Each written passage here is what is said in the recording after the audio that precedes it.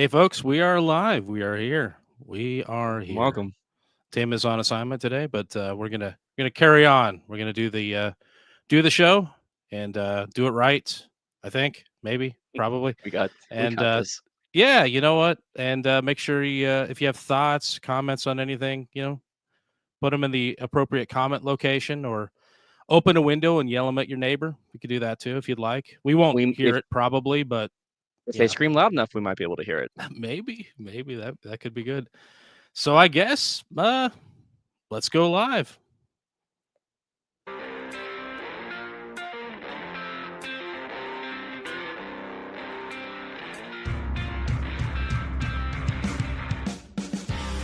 Welcome to the Beer Guys Radio Show. Thanks for hanging out with us this week. We're going to talk about what's going on in the world of craft beer on this particular week. It's a special week for craft beer. That's why I said week multiple times, but we'll get into that in a minute. First off, I am Brian Hewitt, and Tim is on assignment this week. So with me is the one and only, thank goodness, Mo Mike Nate. Mo Mike Nate, how are you doing? I'm doing well. Today was a little bit of a hot day, but we made it, and I've got a nice cold glass of beer in my glass, and I'm also saying glass twice. So, Brian Yeah. Hewitt, how are you doing? I'm good. I get to do some of my favorite things today. I got to sit in a dentist chair for over an hour and have my gums and teeth poked and prodded at. I like how my dentist tries to tell me that I have a small mouth, which I've never heard before.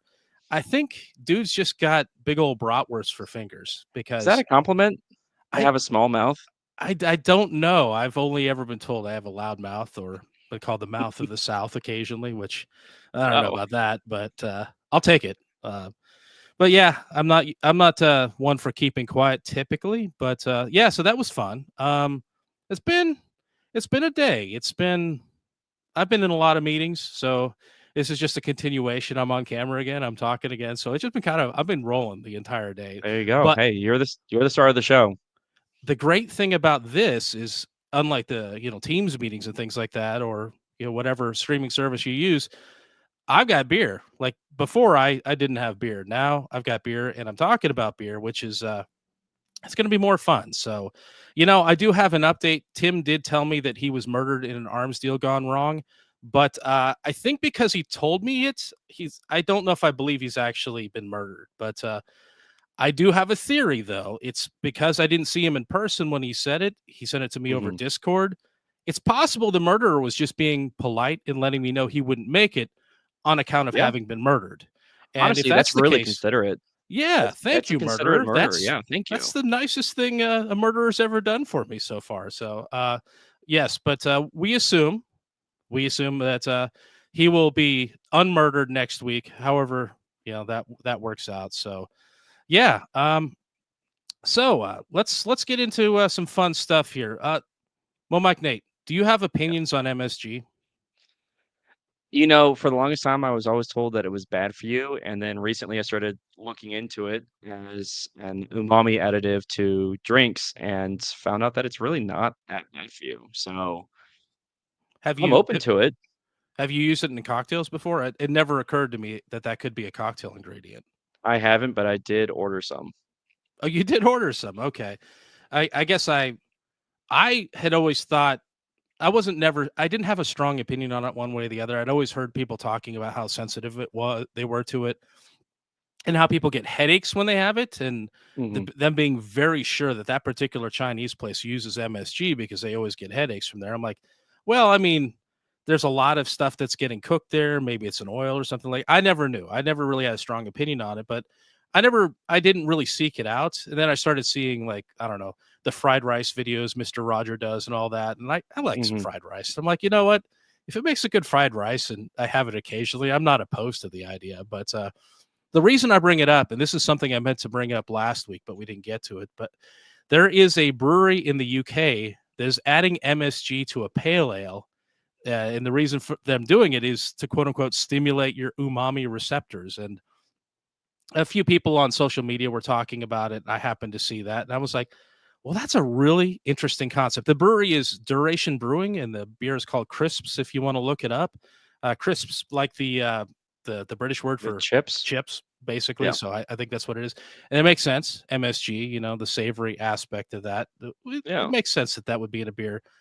And tying into the beer salt story we had, Mhm. was it last week or the week Mhm. before? I'm like, It I was last guess week. it kind of makes sense. So, I knowing that you've heard stories that it gives you it's potential to give headaches, would you try this? I would try it because I don't think that I personally have ever gotten headaches from any particular. And I've been to some very interesting places that I'm 100% sure they definitely used MSG. Never thought about it. I've never really had headaches. Sometimes the stomach bubbles a little bit. There's a little bit of that going on, but I don't think it's that. It could be a lot of different things. It could just be the sheer volume of oil that in some of the places. So I'm like, Yeah. I think I would do it. And in fact, I've thought about it. I'm like, I wonder if there's any MSG in the house here, like a for cooking. I have no idea. I don't do any of the cooking here, so maybe there is, maybe there isn't. And I've still haven't used it. I've got some beer salt, but I'm like, maybe I should find like a Summerfest and just sprinkle Mhm. a tiny little bit in there, like you add saline to a cocktail, and see if it makes it more interesting. So So, I will warn you that over the weekend, I did have some classic, below south of the border beers, Corona. I was having Corona, and I added salt to it, and the when I added the salt, the beer foamed over, and I lost a lot of volume oh, from, beer reacting to the salt. So, maybe the beer salt is engineered so that it's not gonna cause that sort of reaction. I was just using table salt. But yeah, that's something to be mindful of. I did read an article and I didn't put it in the run of show for today, but about one of the things that salt is good for. If your beer is on the lower carbonation side, it does apparently bring out a lot of carbonation, which is something I didn't know about. So it makes sense that if you're gonna salt a beer, you need to maybe drink it down a bit so you're Yeah. prepared for what's going to happen. So that is a good warning. So It's like the Mentos challenge for Diet Coke, except it's salt for a beer. sulfur beer, yeah. You put it in, oh, yeah, lime and then throw actually, when you Mhm. put the lime in Corona, it does the same thing. That's why you put your thumb on it. You turn it up, invert it, you hold your thumb there, and my trick was always, like, move the thumb to the side and let it, off gas some of that into your mouth so you don't lose any of the beer. That's a pro tip from a guy who's been drinking Corona for entirely too long. I don't do it so much anymore, but that was my big club move back in the day, if you can believe me going out to clubs. Who knew we'd learn all the tips Yeah. from Brian Hewitt today? So I'm going to throw you under the bus now. Okay. Speaking of cocktails, I know you're always working on some new cocktail. What have you been working on? You got a new cocktail for us to talk about this week? Yeah, so actually, I have something that I'm quite proud of. On a random weekday afternoon, had an idea to do something with gin and watermelon. And so I made a watermelon shrub, which a shrub is just whole fruit, sugar, and vinegar. So I went to the store and grabbed some champagne vinegar and made myself a watermelon shrub. And then I did gin, lemon juice, the watermelon shrub, and topped it with prosecco. And it's this real light, effervescent watermelon gin fizz. But actually, the tying factor to it with a dropper, this is how specific it has to be. With a dropper, I had one drop of a cucumber aloe liqueur that just really mellows out some of the bitter notes, like the harsh notes that the vinegar uh, can exhibit from the shrub. And I've had really high compliments so far from it. Cucumber aloe, like aloe vera? Yep. Yeah, and Okay. it smells like aloe, but when you tasted it, you get a lot more of the cucumber on it. I didn't realize that until like really recently. I think my wife drinks aloe vera juice or something like that, or has, I Oh. Mhm. think. And I didn't realize that was a thing you could drink. I thought that was something you put on like burns. Like, so I didn't. I guess Yeah, so aloe vera is definitely like a cooling ointment a typical ointment that you can do to alleviate some of the heat and pain from like a skin burn. But yeah, aloe as a beverage, there's health claims that I don't know what they are offhand, but yeah, there's definitely some health claimed benefits of drinking an aloe beverage. Yeah, I think I imagine it's like guava. I know that people used to talk about drinking guava juice to settle your stomach or whatever, and I imagine it's a bit like that. Ginger, I guess, does the same. Though Mhm. I've always thought it was weird that ginger is supposed to settle stomachs or help with digestion is more accurate because ginger always seems spicy to me. Like it seemed like if it was going to do anything, it was going to exacerbate whatever was going on in your system. But I like ginger. I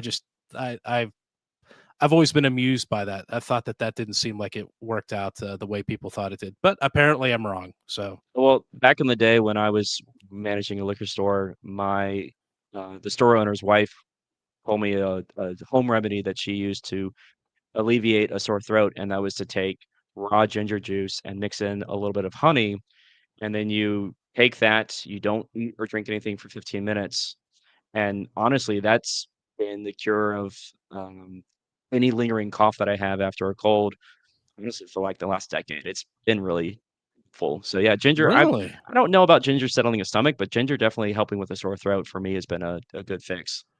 now a big thing that we used to do at the studio, and I still have some of it here. If I'm ever having issues, cold or sinus infection, that sort of thing, and I have to get on mic, the ginger drink, and I Mhm. think it was called Keely or Kiwi or it was it's some bright green packaging, but yeah, I think it's just crystallized honey and ginger together. Yep. Maybe some lemon in there too, but it's pretty aggressive about opening up all the airways and getting your vocal cords right. So it's good, and I'm gonna have to remember that because it seems like I don't get sick very often, but when I do, I always have that stupid lingering cough. It Mhm. just keeps going, and you're like, man, when is this gonna end? You're like, I need to get over it already. And yeah, I'll have to give that a shot. So there we go. This is not medical advice, by the way. This is Beer No, Guys we're Radio. not Yeah, doctors.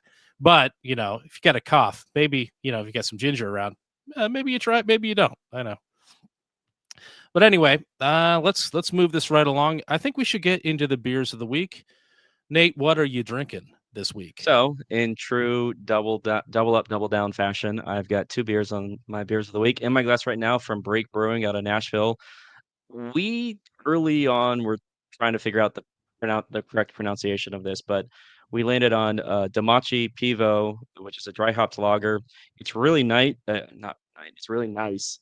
Um, it's got a little bit of that hopped bitterness to it, but being a lager, it's really light and refreshing. And then on deck from WeldWorks, I've got their extra juicy bits with El Dorado, and that is their double New England IPA. And surprise, that's with El Dorado.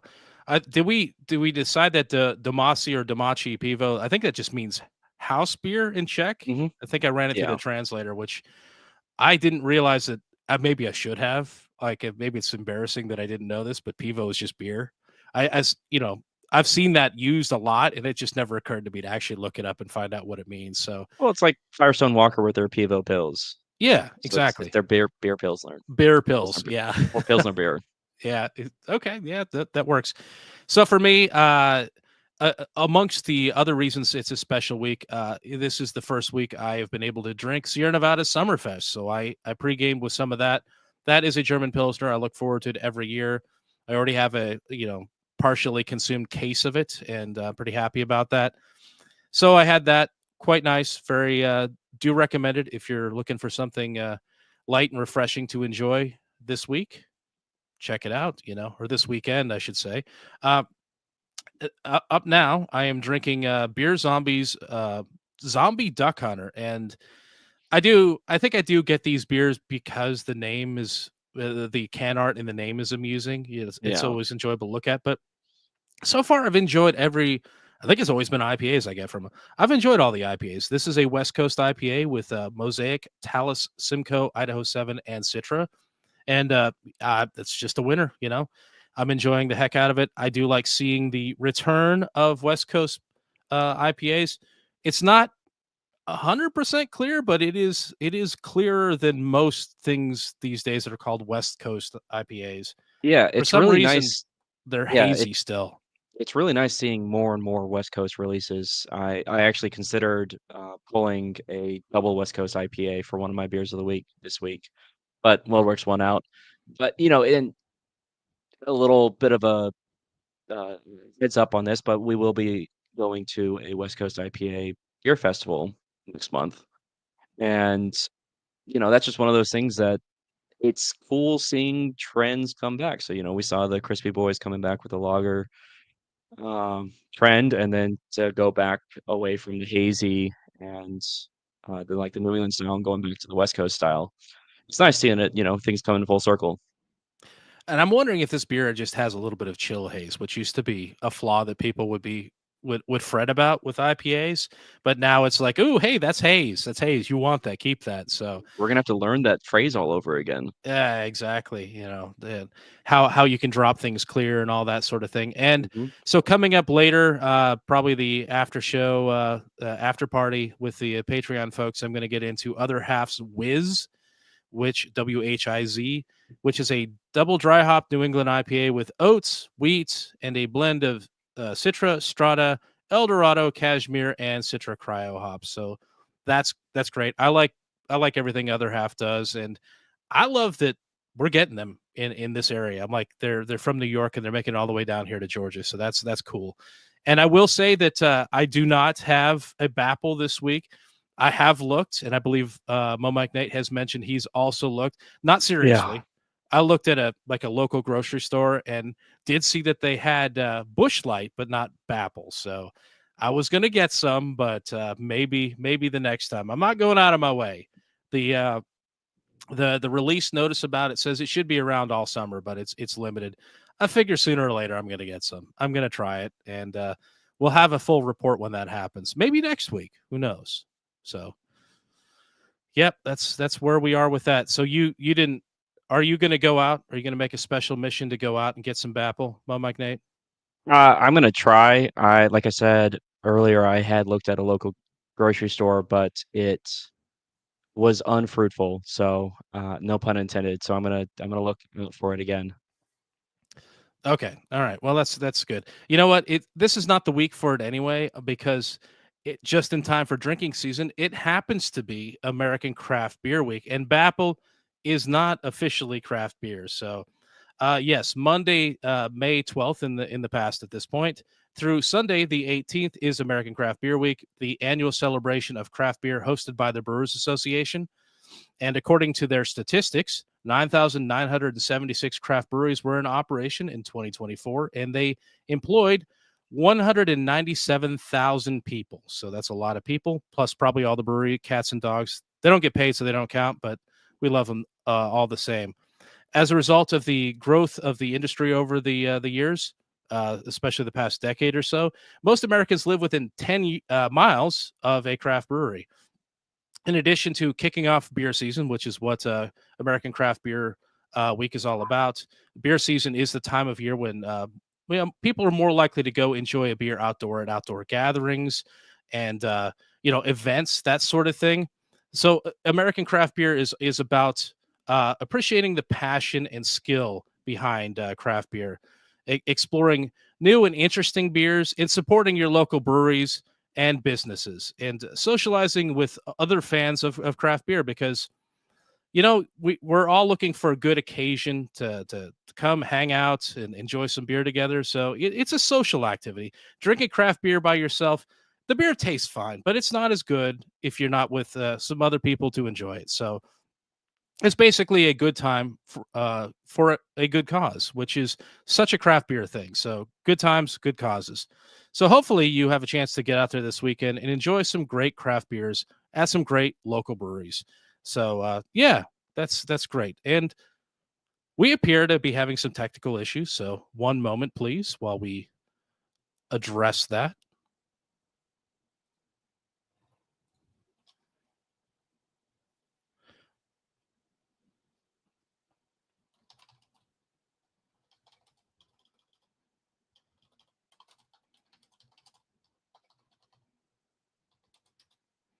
1 second, folks. Sorry. Well, Mike Nate, his camera decided it was going to quit on him. It's good times. We are going to edit this out. Wouldn't make for good podcast. All right. I see his camera seems to be flickering, which is fun. He's off screen at the moment.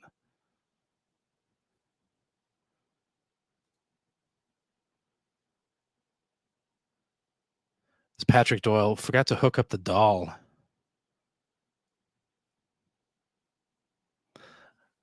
All There we right, go. and we're back. All right.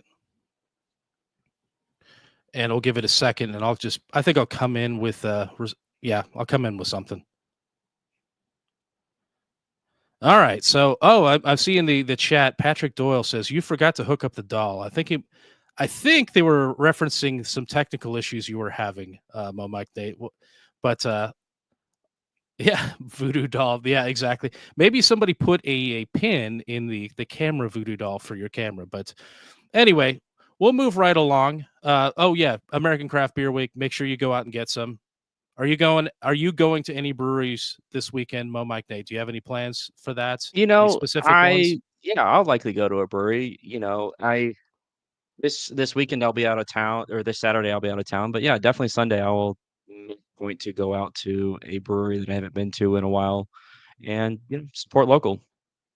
I think going out of town is the best time to go to hit a brewery. I That is my favorite thing to do when I am out of town is go find a brewery in that area that is local to that area that I'm especially those that I'm not going to likely ever see here in the Atlanta area because that's fun. I mean that's fun. I like doing that because I like our local breweries, but I'm familiar with a lot of their beers. This is exciting. It's new. It's different. Like, what's their take on things? What are they? How are they naming their beers? Of course.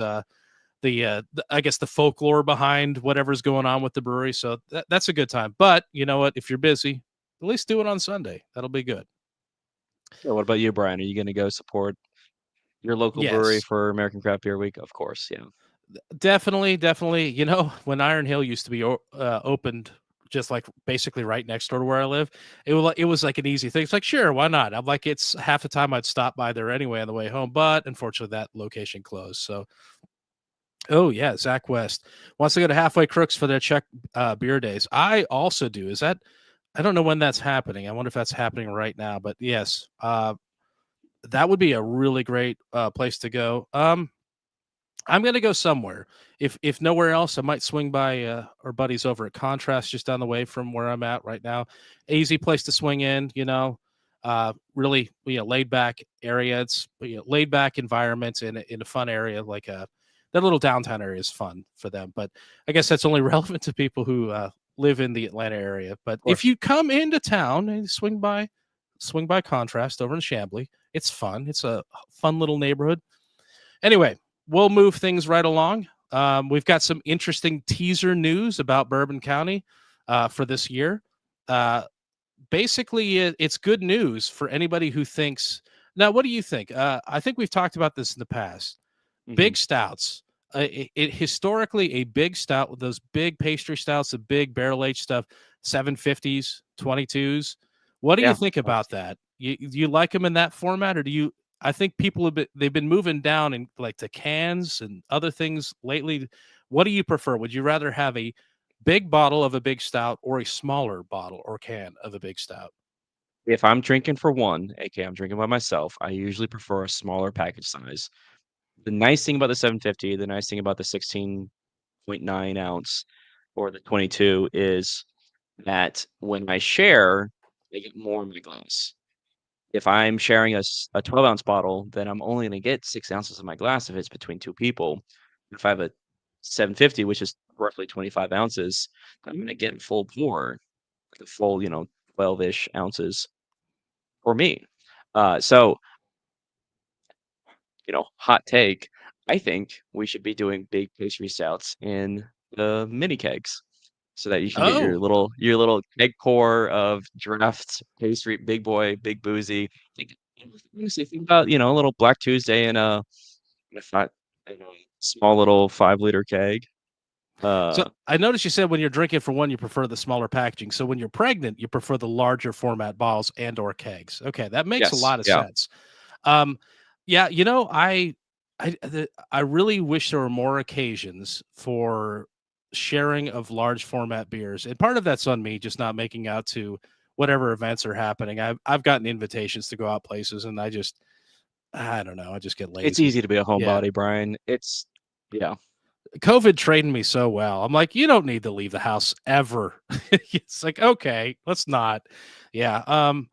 I like the concept of the large format though, because I think that beer and larger formats, larger volume ages better than beer in smaller volumes. And I do have a history of hanging on to beer for entirely too long, so it's probably going to age better that way. I do have a little variant stout bottle that I keep meaning to open and I haven't. And I'm like, it's probably 8 ounces. Adorable, love it. Think it's great. I probably should get into it because I'm concerned it's gonna age too quickly or poorly or something like that. And that'll be on me, but I like the concept. So anyway, this is all getting around to the 16.9 ounces of Bourbon County brand stout. They're changing that. This year, Bourbon County Stout will be packaged in 4 packs of 10-ounce bottles. Nothing about the beer is changing in terms of the recipe or anything else. According to Goose Island, this is a quote: "The new format reflects a shift in occasion, ideal for side-by-side tastings with the rest of the lineup or simply enjoying on its own." So they're saying they're hearing us and they're saying, hey, you want to be able to drink this, but also enjoy a few other things or just buy yourself. So that's what this is for. So the other yet to be announced Bourbon County variants will still be packaged in the familiar 16.9 ounce bottles. So those special releases, uh, they're not going to change at all. Other Okay. than the changes that happen every year with those. Once again, this year the release will of course be on Black Friday, which is November 28th. Nothing's changing there. It's just a packaging change. But while I said I do enjoy the idea of bigger stouts in smaller packages, the pessimist in me wonders if this is just a clever way to hide a price increase, because you change the packaging size, you're going to change the pricing, and you might be able to hide a little bit of an upward shift in the price. Might And be a little shrinkflation in action. yes, Yeah, I mean, that's one of those things that you see it all the time in the aisles of the grocery store. It's an interesting move going from 16.9 to 4-pack 10-ounce bottles, because I can't think of any 10-ounce bottles. Now, granted, it's a special release and it's a once a year release, but I can't think of any, 10-ounce formats, packages available in the market currently. I will say though, I do appreciate that they're sticking with bottles instead of going to cans, because sometimes you see those stout releases flip away from bottles and go into cans. right now I think that there's a lot of factors discouraging people going to cans. I'm Yeah, like, nobody wants to. If you're already using bottles, I'm like, you know what? Cans are a little hot right now. It's a hot topic, and they're a little spendy right now. They're getting a little bit more expensive, so maybe switch back over. Speaking of cans, it was interesting. I didn't pull the full article because I don't know, it seemed, I don't know, a little skewed, but the perspective, like Ball Corp, who makes all of the cans, I think they're a quarterly earnings thing. They were pushing. He made a call during it for all brewers to lower their prices to do greater volume, because that's worked really well for other drink things out there. I'm like, of course you'd say that. That's not how a lot of breweries are staying afloat right now. Premiumization is actually keeping some breweries alive, and like lowering your prices and trying to sell more is not it does not seem to be a thing that wins right now in craft beer. Now, I could be wrong. Maybe that would win, but that seems so biased. I'm like, yeah, we want you to buy more of our cans. I'm like, of course you do. This isn't good advice. This is so biased. I'm like, anyway, and that's why I didn't actually bring the article into the show, but I am going to mention it because I have snarky things to say about it. So hmm, there is that. We are where we're at. I think it's time for me to give a little shout out to our sponsor. So, yes, Truck and Tap. I often look to the weather for inspiration on what beers to recommend for my Truck and Tap beer picks, but the weather lately has oscillated between warm and sunny, but not blazingly hot, to cool, dark, and rainy, and it just can't seem to make up its mind. This weekend, it's supposed to be both again, I think, based on what I saw. Probably not at the same time, but you never know with Atlanta. It can do mysterious things with the weather. I've seen it rain here and be weirdly dark in some parts of the sky, and also sunny. So that does happen, but you never know. So my beer picks are going to do the same kind of thing, not make up their mind and oscillate back and forth. So at Truck and Tap Woodstock, I'm going with 2025's Coffee LSD from Second Shift. Don't worry, the LSD stands for Liquid Spiritual Delight, not the infamous mind altering substance. but I bet you would start to see things if you had too many of these 11 and a half imperial coffee stouts. Anyway, I can't pass up a good coffee stout, and this one is said to be chewy, roasty, and spiritually delightful. So I'm in, and this is ideal for the portion of the weekend where it's going to be possibly rainy and overcast. At the Duluth location, I'm getting Evil Twins. This deli needs a bigger double kiwi lime coconut muffin lassi. And yes, I'm picking it for the name, and no, I don't plan on repeating the name. Okay, I will. This deli needs a bigger double kiwi lime coconut muffin lassi. I did it twice without messing it up. I feel accomplished at this point in time. But anyway, a fruited kettle sour with kiwi, lime, and coconut sounds great. When the weather swings back to warm and sunny, make sure you order this one quickly because it may not last. And I mean both the beer and the weather this weekend. So at Truck and Tap Alpharetta, my pick is Perennial's Vanilla Bean Abraxas. We're back to the dark and rainy side with this pastry stout featuring vanilla beans, ancho chili, cacao, and cinnamon. Honestly, seeing this beer makes me want to root for the rain and the dark weather at this point. So, speaking of beer, get a little sip of it there. And finally, at the Lawrenceville location, I'm going with Stillfire's Coastal Crush Mimosa. It's a fruited kettle sour featuring passion fruit, orange, and guava. Yes, that spells a pog sour. It's a little sunshine for your glass whenever the weather is great, or for times that you're just dreaming about the weather being great because you might be doing that this weekend. And there you have it. Those are my bipolar beer picks for the week. Of course, you can find beers other than stouts and kettle sours on tap at Truck and Tap. They've got lagers. They got IPAs, double IPAs. Probably have some saisons and maybe some Yeah, honestly, ESBs and some ambers. They got everything. Truck and Tap's been an OG supporter of Big Guys Radio. Yeah, We we've been hand in hand with them since their day one and our day one. So basically, yeah. thank thank you, Truck and Tap, for being a steadfast supporter of Beer Guys Radio and all that you do to support us. Yep. Check out truckandtap.com and what Mo Magnate said. Thank you for your support. So let's get back into it. I don't even know. Where did we leave off here? So, oh, yes. Brian, I heard that curiosity killed the cat. So what happens when Beer-iosity saves the cat? That's a very interesting question you ask. It turns out I have an outcome for you. So this is an interesting story. A cat named Leia survived 3 weeks, trapped over 3 weeks. In fact, I'm not going to sell this short at all. Trapped under floorboards in a house in the UK. She went missing on April 11th when she apparently crawled into the flooring just before new floorboards were laid in place. And honestly, when I think about that, I can see that in my mind like it's part of a scene in a movie. This is cool. Anyway, not that part, not the cat getting trapped, but she was only discovered after the renovations were completed on May 4th, when her cries were no longer drowned out by the construction noise and the radio. Every construction site's got a radio. They always do. And May 4th is interesting. The cat's name is Leia. May Hmm. 4th is also known as Star Wars Day, and the cat is named after Princess Leia. Anyway, while the cat was missing, the family paid a pet detective, and this is crazy, but pet detectives exist. I didn't know that was a thing. I thought it was just a funny movie, but they paid the pet detective £1,000 to find her. I guess the pet detective didn't find her because I'm pretty sure the construction workers found her when they heard her crying. So her owner believes she probably survived, and this is where it all pays off. Survived the 23 days that she was stuck by drinking beer from an open beer can that was found there with her. They also suspect she probably ate a few bugs too to go with that beer, and maybe drank a little bit of condensation off of some pipes, but it was probably the beer. I'm believing it's all the beer, really. So now the cat is home and in good health, about 2 pounds lighter. Great diet plan for your cat, I guess. Don't do this to your cat. A little traumatized by the whole thing too, but yeah, in good health. They've had the cat checked out. Unfortunately, we don't know what brand of beer is credited with saving the cat's life, but the story does mention a French lager. I'm not sure which one it might be, but I kind of want to know. I really do. And like I want to say, whatever the name is, the cat saver or something like that. Yeah, Like the fresh no, they maker, should that's the cat saver.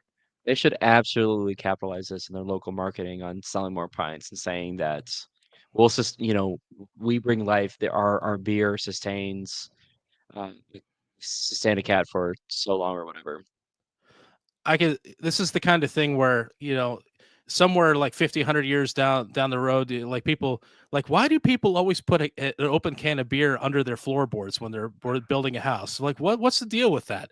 And it all comes back to this story about a cat, being saved by a beer Mhm, under the floorboards. Yeah, I could see that happening. But yeah, a fun story.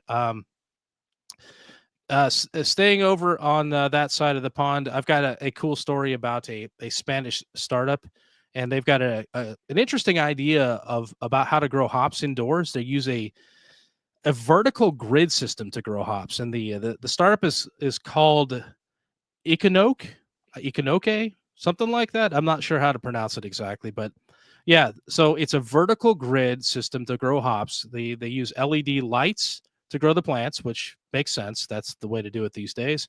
And they have the conditions set up to mimic the conditions of growing hops in August, late August, in fact.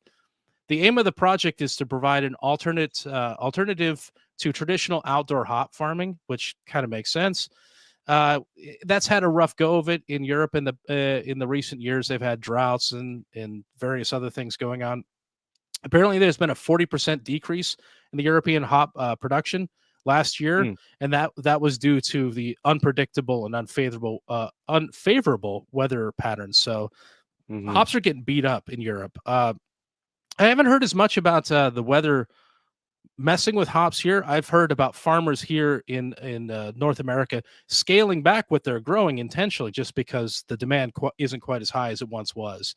Um, anyway, the rising temperatures and droughts that I mentioned in Europe are reducing the yields. So when the hops do grow, there are fewer of the cones, and the quality of the alpha acids are lower, and that's critical to making good beer. I know the big beer producers, I think they key more in on the alpha acids than the beta acids, but yeah, there's less of them. The hops are dried out; they're not as healthy. So because it's indoors, you are not limited by the normal growing season, which makes sense. The startup's 1,200 square meter plot or pilot farm, I guess it's a plot, in Spain harvested its first crop in mid February. So, harvesting hops in February, that's great. They have reduced the hop growth cycle to 3 months compared with the typical 6 month period, which you have it basically once a year in traditional farming. And their hops contain more alpha acids per kilogram than normal field grown hops. I'm not sure by how much, but it is they had them officially measured, and it is higher. AB InBev is already on board and participating in the startup's accelerator program, which I think is an investment thing. I'm not 100% sure, but after the pilot phase is complete, they plan to expand to a 12,000 square meter industrial facility and be fully operational by the end of 2025, the end of this year, basically. So I think the big question that I saw that was discussed with this is cool, but are they going to be able to do this at the scale that's necessary to support like a more like larger breweries and more international customers? I'm like, they are doing vertical, so I think that they've got a lot more potential for what they can grow, but I'm not sure by how much. But with ideal conditions, and they're able to turn it over every 3 months Mhm. with just hydroponics and perfect lighting and perfect weather. It might be surprising what they can churn out of a very small bit of square footage or square Well, meterage, as the and case may did be. the article mention how much yield they had after their first pull? Because they're talking about it was a 3-month growing cycle and a 1,200 foot meter facility, and this new facility is a 12,000 meter square meter facility. So that's 10 times larger. So depending on how much of a yield they got in 3 months, and a traditional pull is every 6 months.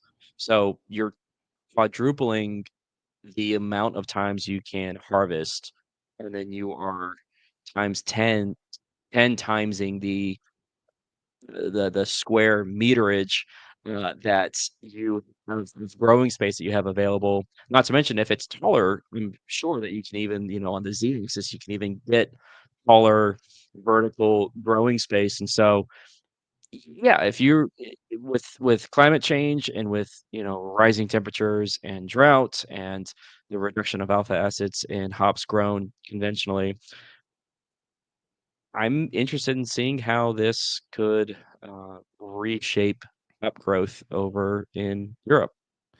I think this is going to be critical. I mean, they're having some real issues. We've seen a little bit of this. I think it was Wild Leap here in Georgia used. I want to say the hops were grown in a hydroponic facility in Alabama somewhere, which was interesting. And I believe Wild Leap made some beer with it, which I had. It was good. I really like the idea. I'm not sure if they're still doing it here in the U.S. so much because we don't have quite the same level of need. But Europe is struggling with their output of hops, and I think this would be good. I think this would be really good for them. I don't they okay. I do want to say that in the article they stress the startup stress. We're not trying to be competition for the farmers, so we don't want to put them out of business either. But they want to help supply the additional like the gap of what's being Hmm. lost. So I think we still want like the legitimate properly grown out in the field, all the terroir and all the conditions that come with the season because you have beers that you want to taste like the place and the time. So I think the hops would be being grown properly outdoors like they are. I think that would be key to that. But I think that there's when you have AB InBev involved, they're not really as concerned about the idiosyncrasies of different hops from one season to the next or whatever. They are very much looking at those alpha acids, I think, and looking for exactly how much bitterness do we need, and can we get a very efficient crop that delivers what we need and possibly costs us less. And this is going to I would think that this is going to be very efficient in terms of energy and water use as well because it's a controlled system. So I like this idea. I hope there's more of it.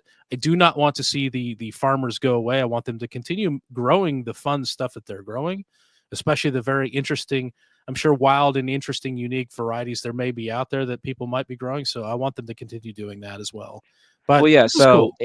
So AB InBev stepping in is really interesting because I would imagine that a larger beer production corporation is more concerned about consistency than they Yes. are about the unique terroir of a regionally grown hop uh, harvest or whatever. Yes. So them being interested in an artificial environment where you can simulate the humidity, you can simulate the sunlight, you can simulate every minute nuanced detail or whatever, that will give them a consistent hop harvest of, we want an alpha acid within this range. And in a factory farm setting, like what this startup is, you could achieve that reasonably. Because you got to think too, when it comes to seafood, farm fish generally don't exhibit as much diversity of flavor because they're within a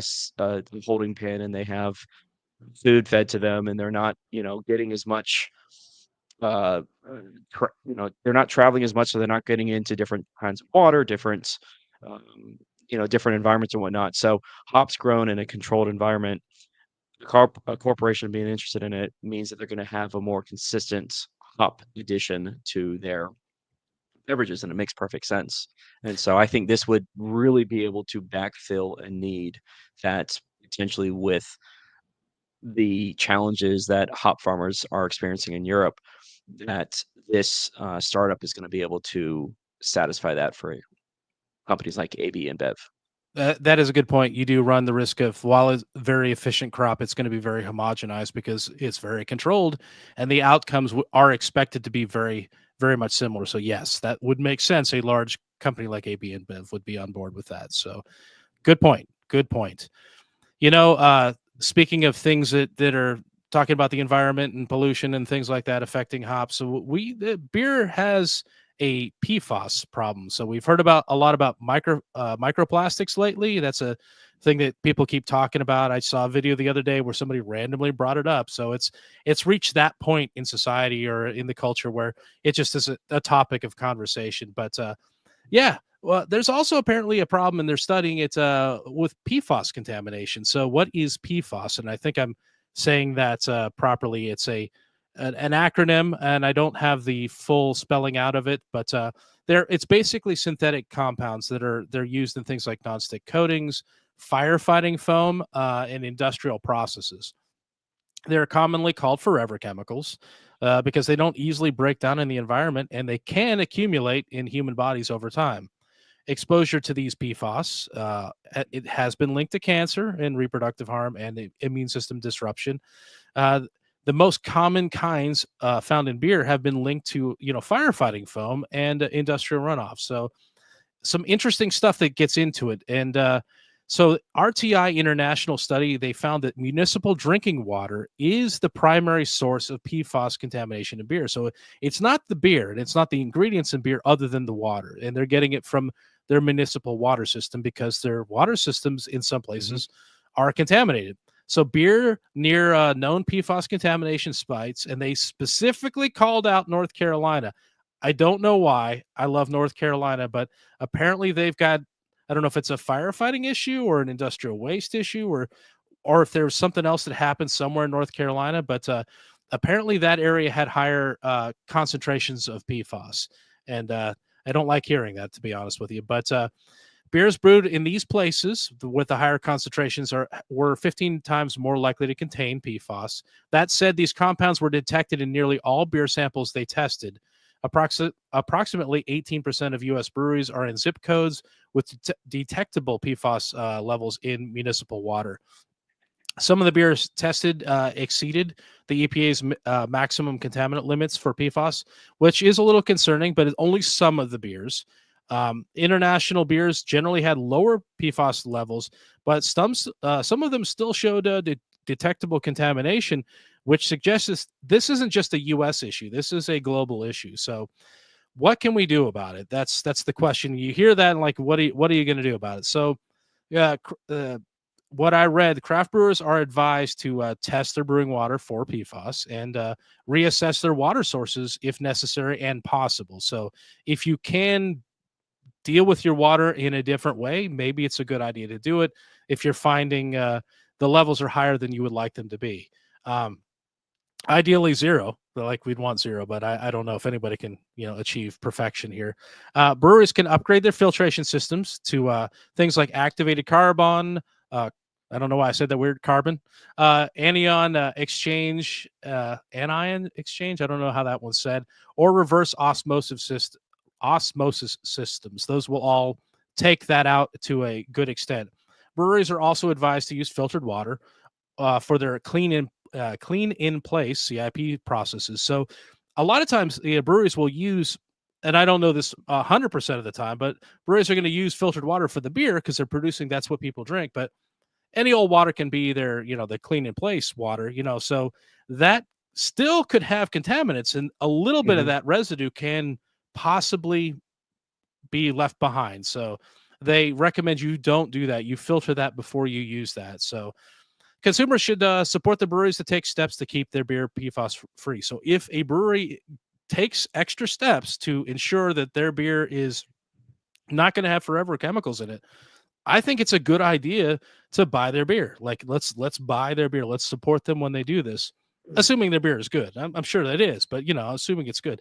Like if they take the extra steps to do this, it may increase the price of their beer a little bit. But do you want to drink safe beer? Yes, go buy that beer. That's what I Yeah, say. So you wanna support the people who care enough to if, there's enough microplastics in the world that we're not really ever gonna be purely yeah, scrubbing them clean. But the breweries that care to clean up their product enough to present a, more streamlined, but like a more cleaner product, like with, eliminating as much of the PFAS as they can, of course you should go out and you would think that you should go out and support them. It's funny, I've mentioned working for a liquor store twice now, but when I was working at a liquor store in, 2010 to 2016, I had a customer one time asked me about why are all these craft beers going from bottles to cans, and I was explaining to him some of the practical sides of it, and he just couldn't wrap his mind around it because he was still convinced that beer would taste worse out of a can than out of a bottle. And now this PFAS thing is like, well, maybe it is better for you to enjoy your malt, your fermented malt beverage out of a bottle so that you don't have to worry. You have to worry less about the microplastics in it. Yeah, that is a thing. I think a lot of people don't realize it, and I didn't even. I knew there was a coating on the inside of beer cans, but they have things where people do science experiments. They somehow dissolve the outer layer, and you can see there's actually like a plastic sheath on the inside of it. Mhm. That's why your beer doesn't taste like aluminum or tin, if that Correct. even would be a thing. But it doesn't taste like that. But it also does come into contact with plastic. So the bottles, the nice thing about those is that's just glass, and I don't think we have I don't know of any terrors about microplastics, so, I think that's not a thing, But like micro like the shards of article glass. said, most of it wasn't really coming from the lining of the can, but it was coming from Yeah. the water itself. So regardless of the serving vessel that you are enjoying your beer from, granted drafts, I don't really know if kegs have that as well, but it's still the microplastics that are present are predominantly coming from the water itself and not necessarily from the can liner or anything attributed to the package. Now, I will say I think you might be confusing the PFAS, which are the forever chemicals, with microplastics. They are a different thing. So, Yes. microplastics are coming in a lot of different channels. So that is a different thing. So no, it's worth being concerned about, but this is a different thing. I'm wondering if this is actually the more dangerous thing of the two. I'm not 100% sure that we don't know yet. So, yeah, there's a lot of speculation, and honestly, we're not doctors or scientists. I mean, I do call myself a doctor of toxicology, but that doesn't carry a lot of weight when it comes to talking about chemicals and molecules and microns and things like that are rolling Honestly, into this. we need to get Smalls in here because she's the one that actually deals with chemicals and, the more scientific stuff. She'll just tell us that we're all screwed and then laugh and then go away. Yeah. Yeah. Uh, all right, let's do one more story before we close out. This is not really beer related, but this is fun, and I did want to ask Mo Mike Nate about this because I think this is going to be unsettling for him, and things that make him unsettled make me happy. So anyway, yeah, in a truly bizarre marketing campaign slash gimmick, Kraken Rum has a van touring the UK that looks like an ice cream truck, but it serves seafood. They're calling it the truck Sea Scoops, and it's serving a gelato style scoop of various seafood creations, including smoked mackerel pate with Monster Munch, and I don't know what Monster Munch is, but also cucumber and hot buffalo sauce. They've got a spicy sesame tuna with cured salmon, octopus, and Kraken teriyaki glaze, and something called, and I don't know what this is, Terra Masalata with king prawn, caviar, and wild garlic oil. So to be clear, these scoops do come in what looks like an ice cream cone. And if you're lucky or unlucky enough to find the Sea Scoops truck, they're giving out free samples of the cones. Legal drinking age adults will be invited to try some Kraken cocktails that are intended to pair well with these seafood scoops. So the picture that I saw in the article with this, it appears that this spicy sesame tuna cone has a giant octopus tentacle sticking off the top of it. It's very cool. It looks like a the Edward Scissorhands director. It looks like one of his movies, Nightmare Before Christmas type of thing. If they had ice cream cones in that, it would be like this. You're talking about Tim Burton. Tim Burton. There we go. Yes, that was what I was looking for. So, of the three cones I discussed, Mo Mike Nate, which one are you ordering? Can none of them be the option? I know it's not, but honestly, the Masalata sounds like the one that I would be most interested because I know what pate is, and I definitely don't want that. Yeah. I've had salmon tartare once, and it was not my favorite. So I'm assuming anything with fish would not be my thing. So king prawn, caviar, and a wild garlic oil. And the cool thing, for those of you that are not aware, Kraken is a spiced rum. They predominantly known for their black spiced rum. So when this thing is talking about a Kraken teriyaki glaze or whatever, think like a spiced rum teriyaki glaze. So it could work. It's an interesting marketing campaign slash gimmick, but yeah, the answer to you, Brian, definitely the Terra Masalata. What of the three would you not want? Because let's be honest, you probably want all three, right? Do you know what the Terra Masalata thing is? I don't even know what it No, is. I've never encountered that word until tonight. You So know what? Try googling it real quick if you can. But I think that the one I would have to get is the spicy sesame tuna with the cured salmon because I believe that's the one with the tentacle. And I'm gonna have to get the one that's got the crazy tentacles sticking off the top. But honestly, in terms of flavor, I really thought about the smoked mackerel pate as I like smoked fish and mackerel. I Mhm. like mackerel. That's good. And buffalo hot sauce with fish. I'm intrigued by this. Yeah.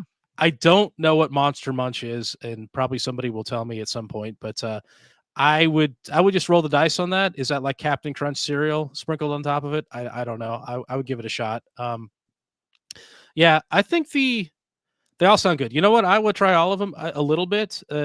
The nice thing is there are no escargot. There's no escargot in any of it, and that's not even seafood. Yeah. But I don't know why I brought that up. But I thought about all this stuff, and I'm like, the only thing that would be revolting on a ice cream cone for me would probably be escargot. But I don't like that stuff anyway. So that I think that probably would be my pick. Did you find out what it was? So I did. It's similar to a pate. It's Greek. Taramasalata is actually a Greek dish. It's a meze, which is a small dish served as an appetizer in Eastern Mediterranean Oh, cuisine. okay.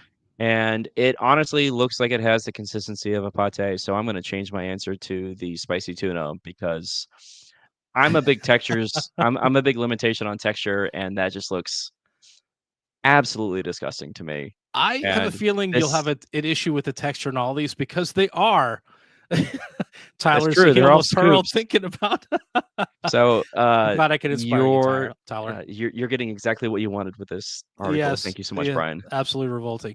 Yeah, yeah, I think they're all gelato style, so I think you're probably not going to find you enjoy most of them. But this is so out there, and I love that they're doing this, and that's why we're talking about it. Also, it's I knew it would just I knew it would irritate Mo Mike Nate, so that's good stuff. But I think that about does it. Do you have anything else for us, Mo Mike Nate, before I close it out? We're good. All right, so that about wraps it up for the show this week. Thank you for hanging out with us. We hope you had a good time. We sure did. Right up until the end, where Mo Mike got a little green, but he'll be fine. But uh,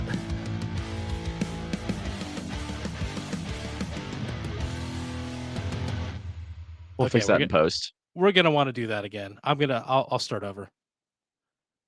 Well, that about wraps it up. Let me try it again. Well, that about wraps it up for our show this week.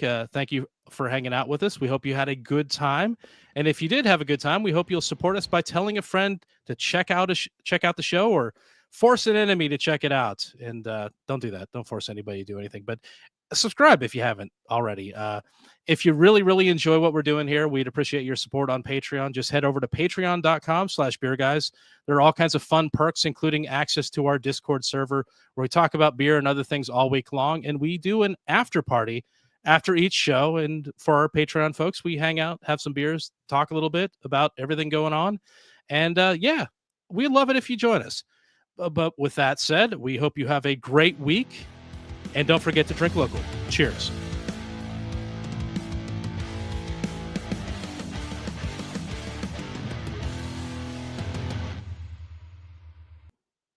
Clear. And we're clear. All right, cool. Hey, successful show.